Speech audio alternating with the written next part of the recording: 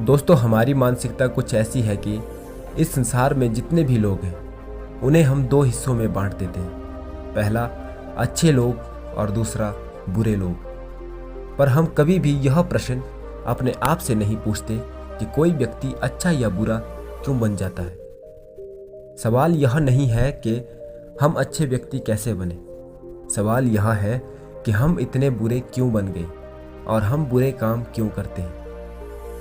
दोस्तों, अगर आप भी इन प्रश्नों के उत्तर को आसान भाषा में जानना चाहते हैं तो इस कहानी को अंत तक जरूर सुनें। तो चलिए कहानी की शुरुआत करते हैं। एक नगर में एक बहुत ही बड़ा शातिर चोर रहा करता था। उस चोर के बारे में जानते तो सब थे, पर आज तक उसे कोई भी पकड़ नहीं पाया था। उस चोर ने अपना पूरा जीवन चोरी करने में लगा दिया हुआ था। उसके पूरे नगर में और उसके आसपास के इलाकों में भी उसकी बराबरी का चोर कोई नहीं था। उस चोर का एक बेटा था जिसे वह अपनी तरह एक शातिर चोर बनाना चाहता था। वह शातिर चोर अपने बेटे को हमेशा एक ही बात सिखाता था कि बेटा, कभी भी किसी साधु सन्यासी का उपदेश मत सुनना। अगर कोई तुमसे कुछ कहने भी लगे तो अपने कान बंद कर लेना और वहां से भाग जाना। उस चोर का बेटा उसकी इस बात को बचपन से ही सुनता आ रहा था, जिसके कारण उसके मन में यह बात बैठ गई थी। उस लड़के का पूरा ध्यान चोरी करने में ही था, इसलिए वह भी अपने पिता की तरह एक शातिर चोर बन जाता है। हमारा ध्यान जिस भी चीज पर ज्यादा होता है हम उस चीज में माहिर हो जाते हैं। एक दिन वह चोर सोचता है कि छोटी मोटी चोरियां तो बहुत कर ली, क्यों ना राजा के महल में ही डाका डालूं। राजा के महल में चोरी करने के उद्देश्य से वह महल की ओर चल पड़ता है। मार्ग में उसे कुछ लोगों की भीड़ नजर आती है। वह उस भीड़ को देखकर रुकता है और देखता है कि वे लोग क्या कर रहे हैं। जब वो चोर भीड़ के करीब जाता है तो वह देखता है कि सभी लोग एक एक करके एक सन्यासी के चरणों में गिरकर उनका आशीर्वाद ले रहे हैं। वो सन्यासी और कोई नहीं बल्कि गौतम बुद्ध थे। वह चोर गौतम बुद्ध को देखकर उनकी तरफ आकर्षित हो जाता है, क्योंकि उसने भी पहली बार इतने तेजस्वी व्यक्ति को देखा था। अचानक उसे अपने पिता की बात याद आ जाती है कि साधु सन्यासी से दूर रहना चाहिए।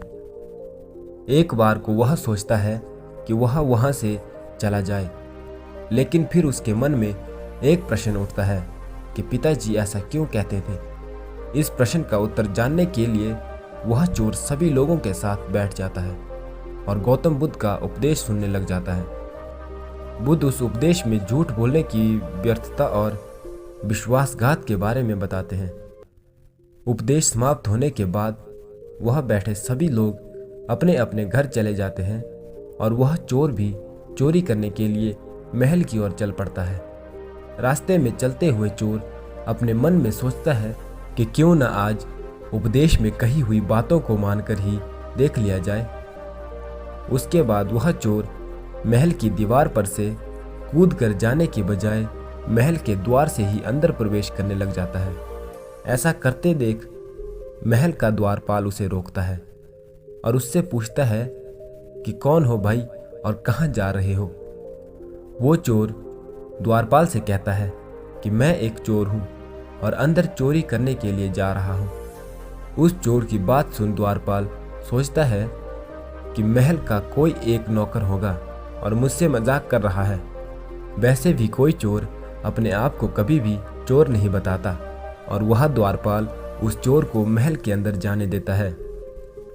महल में प्रवेश करने के बाद वह चोर उस तिजोरी तक पहुंच जाता है जहां पर खजाना रखा हुआ था।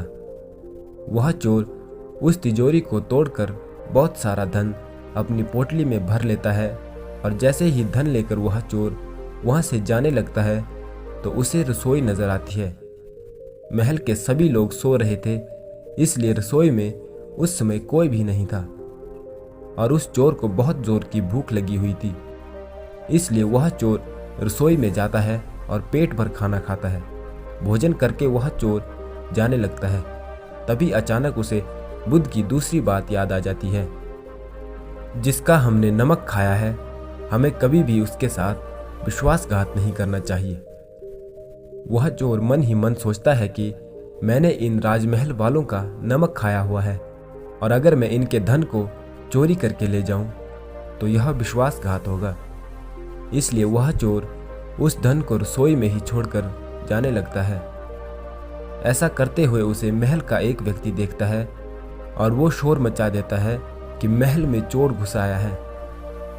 राजा के सिपाही उस चोर को पकड़ लेते हैं और उसे राजा के पास ले जाते हैं और उसके बाद राजा उस चोर से पूछता है कि जब तुमने धन को चुरा ही लिया था तो तुम उसे छोड़कर क्यों जा रहे थे।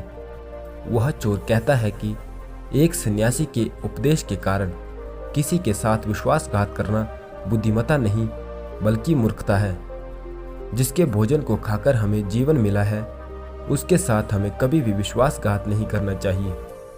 उस व्यक्ति की बात सुन राजा प्रभावित हो जाता है और उस चोर से कहता है कि यदि तुम ऐसे उपदेश बचपन में ही सुन लेते तो तुम कभी भी चोर बनते ही नहीं। जाओ, मैं तुम्हें छोड़ता हूँ, लेकिन एक बात हमेशा याद रखना कि सही संगत और सही उपदेश ही व्यक्ति का जीवन बदल देते हैं। दोस्तों, इस कहानी का उद्देश्य आपको सिर्फ यह सिखाना नहीं है कि आप किसी के साथ विश्वासघात न करें या झूठ न बोलें, बल्कि यह कहानी आपको सिखाना चाहती है कि आप बुरे तब तक नहीं हैं जब तक कि आप सही उपदेश सुनना और सही संगत करना शुरू नहीं कर देते। जो कल आपने गलत संगत कर ली थी वही आज आपके दुखों का कारण है। तो दोस्तों, यह थी आज की वीडियो। आपको वीडियो कैसी लगी कमेंट करके ज़रूर बताएं। अगर वीडियो अच्छी लगी हो तो वीडियो को लाइक करें, शेयर करें और अगर चैनल पर नए हो तो चैनल को सब्सक्राइब करें। साथ ही बेल आइकन को भी प्रेस कर दें ताकि आप हमारे आने वाले वीडियो को मिस न करें। फिर मिलेंगे एक नई वीडियो के साथ, तब तक के लिए धन्यवाद।